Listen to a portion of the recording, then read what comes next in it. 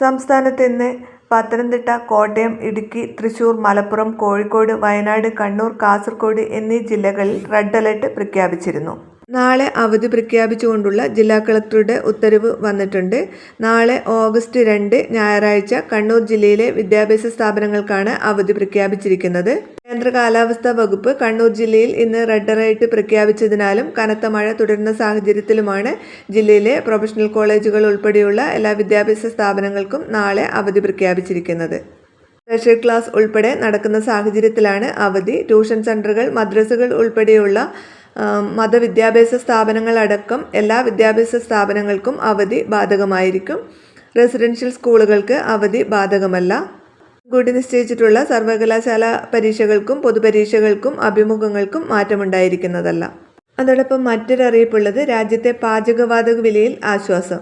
വാണിജ്യ ആവശ്യങ്ങൾക്കുള്ള 19 കിലോ സിലിണ്ടറിൻ്റെ വില 200 രൂപയോളം കുറച്ചു. കേരളത്തിൽ വാണിജ്യ സിലിണ്ടറിന് 197 രൂപ 50 പൈസ കുറഞ്ഞ് 2774 രൂപയായി. എന്നാൽ ഗാർഹിക ആവശ്യങ്ങൾക്ക് ഉപയോഗിക്കുന്ന സിലിണ്ടറിൻ്റെ വിലയിൽ മാറ്റമില്ല.